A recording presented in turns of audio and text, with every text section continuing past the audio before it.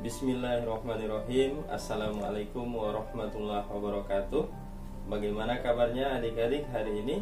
Semoga kita semua dalam keadaan sehat walafiat. Pada kesempatan kali ini kita akan membahas tentang sistem organisasi kehidupan makhluk hidup.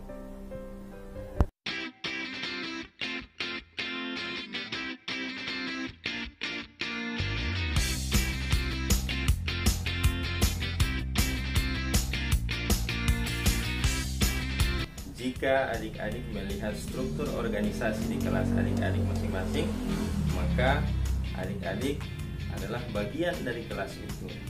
Dan kelas adik-adik merupakan bagian dari sekolah adik-adik itu sendiri.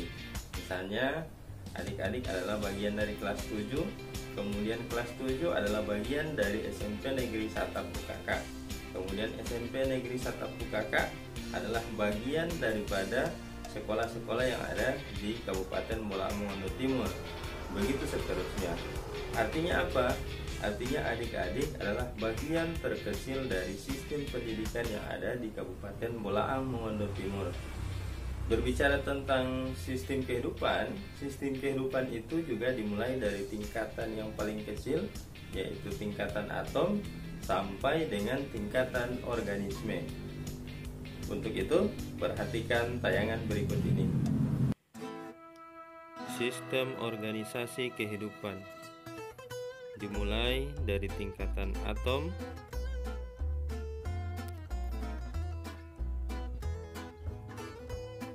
selanjutnya molekul,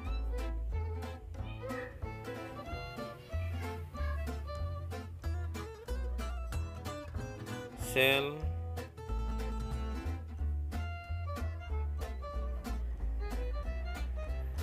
jaringan,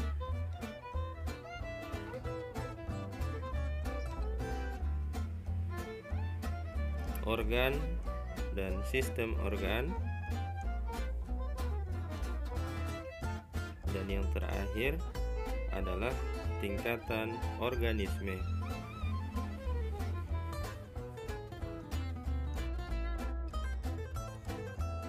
Sel merupakan unit struktural dan fungsional penyusun tubuh makhluk hidup.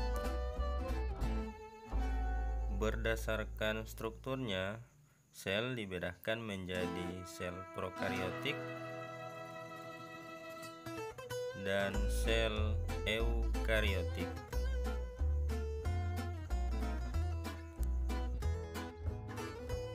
Yang pertama, sel prokariotik.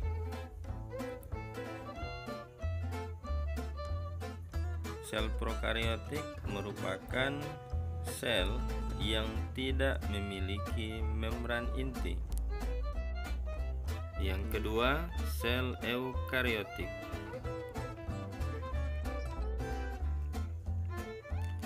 Sel eukariotik merupakan sel yang inti selnya diselubungi membran.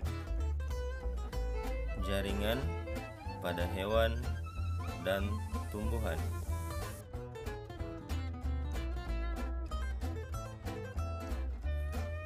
Jaringan merupakan sekelompok sel yang memiliki struktur dan fungsi yang sama. Organisme bersel satu atau uniseluler. Pada organisme bersel satu, semua fungsi hidupnya dilakukan oleh sel tunggal itu sendiri. Organisme bersel banyak atau multiseluler, misalnya manusia.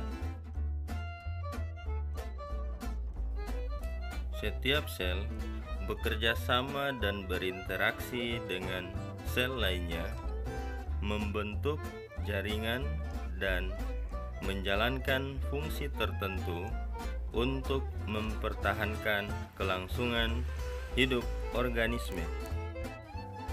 Jaringan pada hewan terbagi atas jaringan epitelium,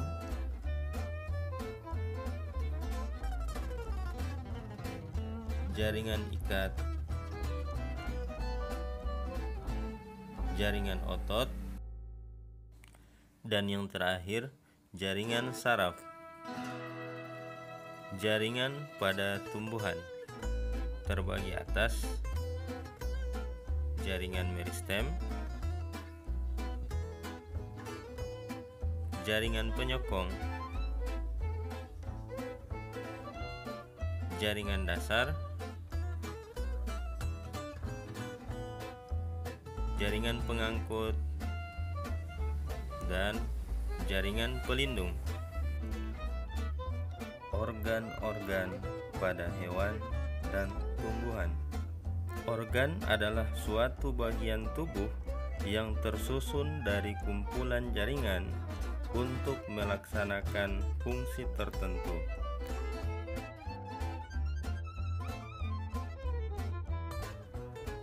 Organ pada hewan terdiri atas otak, jantung, lambung, ginjal, kantung kemih, usus, hati, paru-paru, dan tiroid. Organ pada tumbuhan terdiri atas akar, batang, daun, bunga, dan buah. Sistem organ dan organisme. Sistem organ merupakan kumpulan beberapa organ yang bekerja sama untuk melaksanakan fungsi tertentu.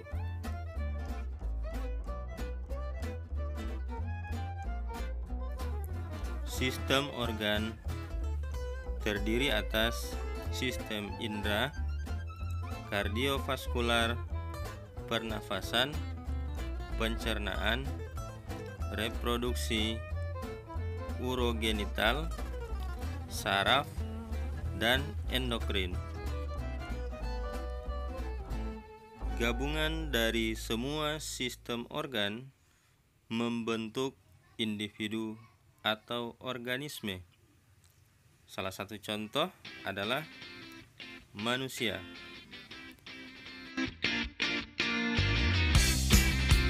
Sekian video pembelajaran kita kali ini. Semoga video ini dapat bermanfaat bagi kita semua. Wassalamualaikum warahmatullahi wabarakatuh.